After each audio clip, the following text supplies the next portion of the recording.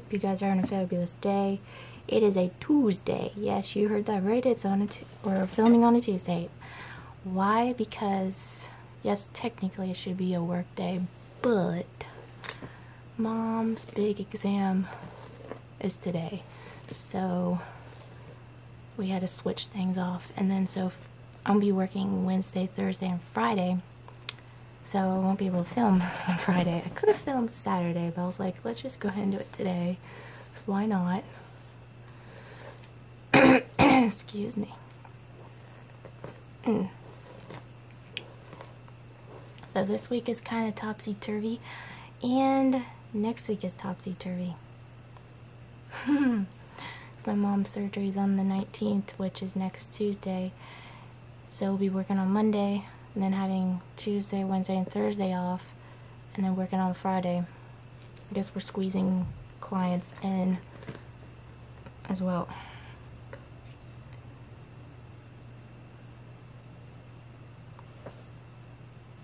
Getting quite sick of this brush just falling apart on me.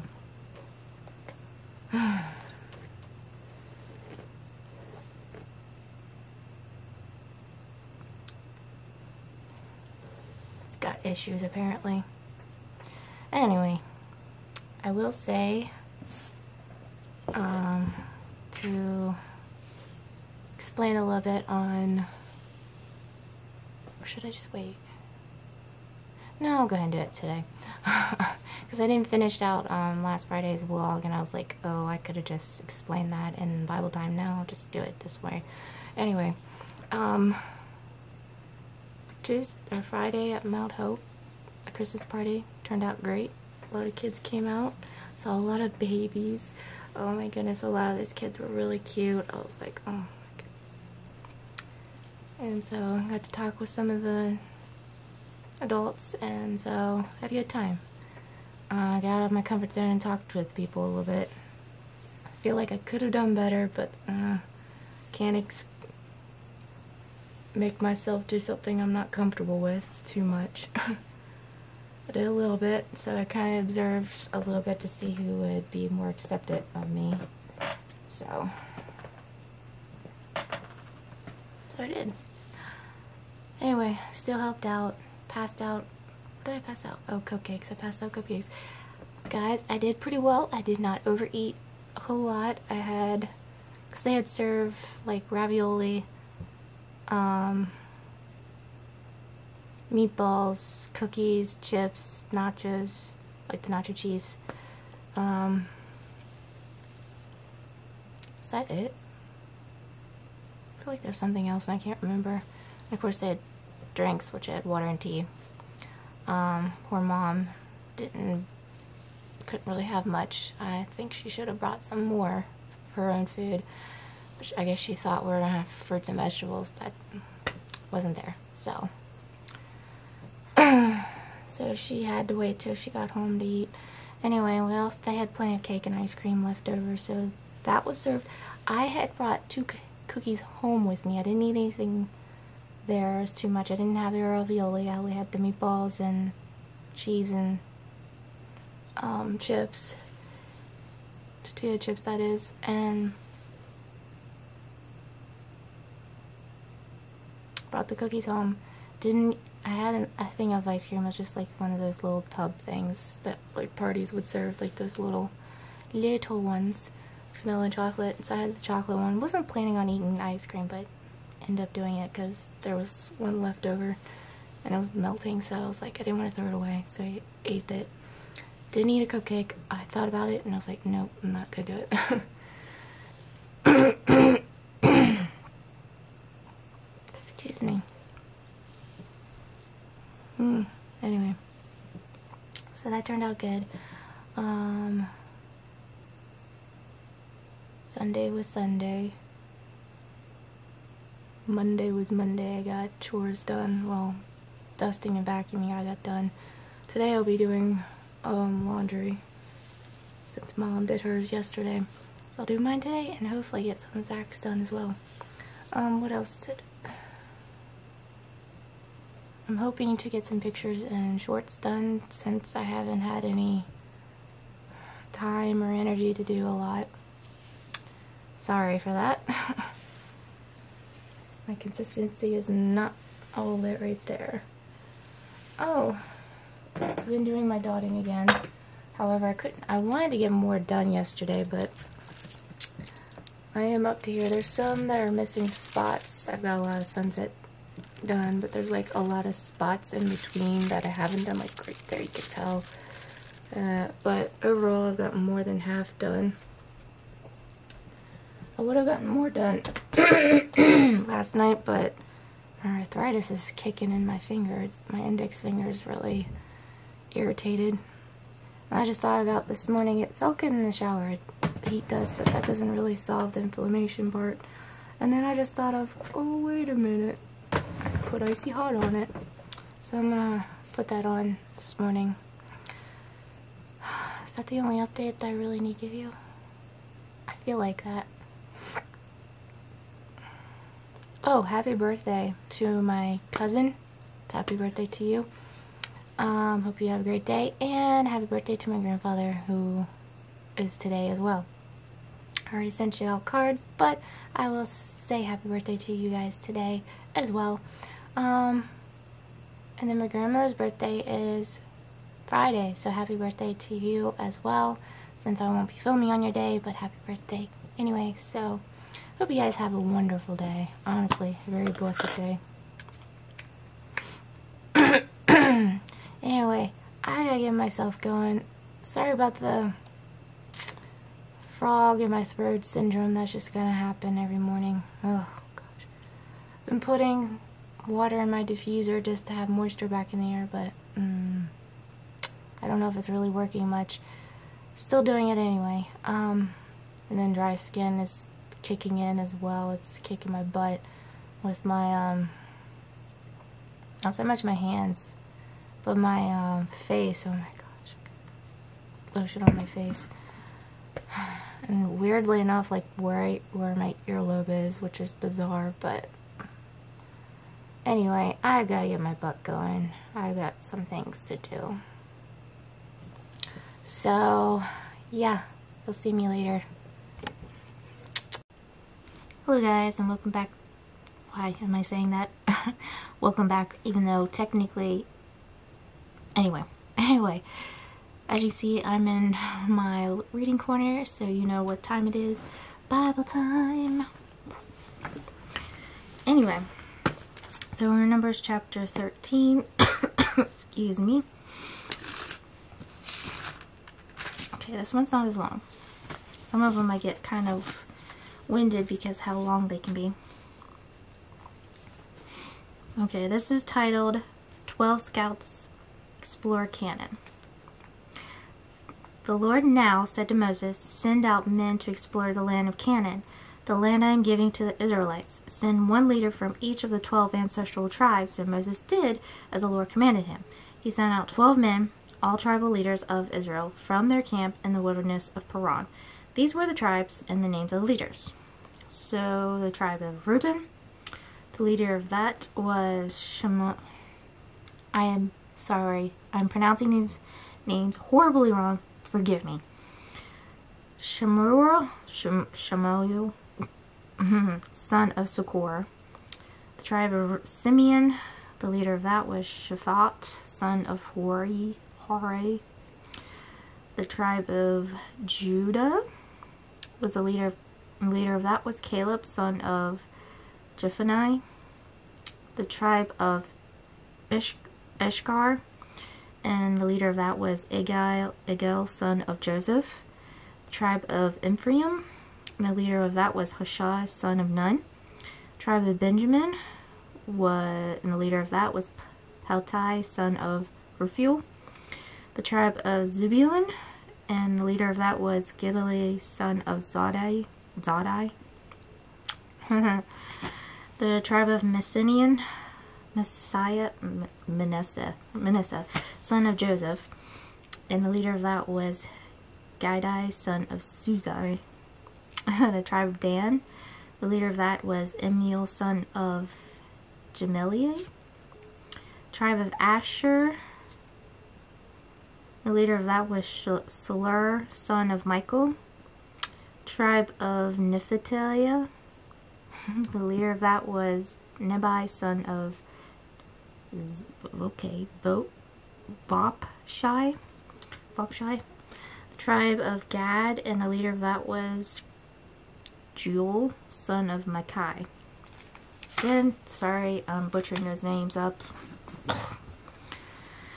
These are the names of the men Moses sent out to explore the land. Moses called Hashiah, son of Nun, by the name Joshua. Moses gave the men these instructions as he sent them out to explore the land. Go north through the Negev into the hill country. See what the land is like and find out whether the people living there are strong or weak or few or many. See what kind of land they live in. Is it good or bad? Do their towns have walls, or are they unprotected like open camps? Is the soil fertile or poor? Are there many trees? Do your best to bring back samples of the crops you see. It happened to be the season of the harvest of the first ripe grapes. Hey for them. So they went up and explored the land from the wilderness of Zin as far as Rehob near Lebo Hamath.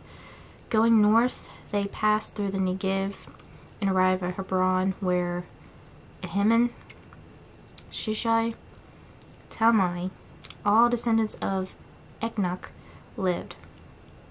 The ancient town of Hebron was found 7 years before the Egyptian city of Zoan. When they came to the valley of Eshcol, they cut down a branch with a single cluster of grapes so large that they took 2 of them to carry it on a pole between them. They also brought back samples of the pomegranates and figs.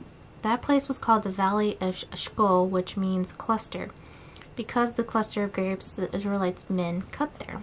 So here's a little sidebar called Fear or Focus on God. God told the Israelites that the rich and plentiful promised land would be theirs, but when the scouting party reported back to Moses, they couldn't stop focusing on their fears. God's promise to help had been forgotten. When facing tough decisions, do you tend to focus on the fear of potential difficulties or God's power to help? The Israelites wandered in the desert for 40 years because they chose to give in to fear. Consequences of disobedience can be far greater than any imagined fear. The scouting report. After exploring the land for 40 days, the men returned to Moses, Aaron, and the whole community of Israel at Kadesh and the wilderness of Paran. They reported to the whole community that they had seen and showed them the fruit they had taken from the land. This was their report to Moses. We entered the land you sent to us to explore, and it is indeed a bountiful country, a land flowing with milk and honey. Here's the kind of fruit it produces, but the land living there are powerful. The people living there are powerful, and their towns are large and fortified. We even saw giants there, descendants of Enoch. The Amalekites live in the Negev, and the Hittites, Jebusites, and Amorites live in the hill country. The Canaanites live along the coast of the Mediterranean Sea and along the Jordan Valley. But Caleb tried to quiet the people as they stood before Moses. Let's go at once to take the land, he said. We can certainly conquer it. He had confidence, didn't he? So he sees the giants, probably. But the other men who had explored the land with him disagreed. We can't go up against them. They're stronger than we are. So they spread this bad report about the land among the Israelites. The land we traveled through and explored will devour anyone who goes to live there. All the people we saw were huge. We even saw giants there, the descendants of Enoch. Next to them we felt like grasshoppers, and that's what they thought too. So that is Numbers chapter 13. So now it's Bible time. And this one's titled Until the Time is Right. And this is out of the book of Song of Solomon. I always get mixed up with when that, say that Song of Solomon. I think, isn't Song of Solomon's, isn't that Proverbs? Okay. Let me just look. I always get that mixed up whenever they say Song of Solomon. I'm like, what is that again?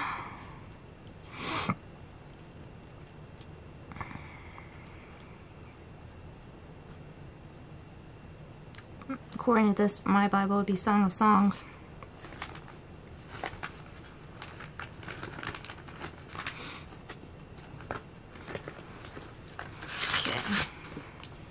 Chapter 2, verses 3 through 13. 3 through 13. Okay. Like the finest apple tree in the orchard is my lover among other young men. I sit in his delightful shade and taste his delicious fruit. He escorts me to the banquet hall. It's obvious how much he loves me. Strengthen me with raisin cakes. Refresh me with apples, for I am weak with love. His left arm is under my head. His right arm embraces me. Just to clarify, this book of the Bible, I'm not a huge fan of. It describes a man and a woman and how much they love each other and blah blah blah. So this is this book is a little sketchy in my opinion, but that's just me. I don't like talking about this type of stuff, but I'm gonna read it anyway because it's coming straight from the Word. Alright.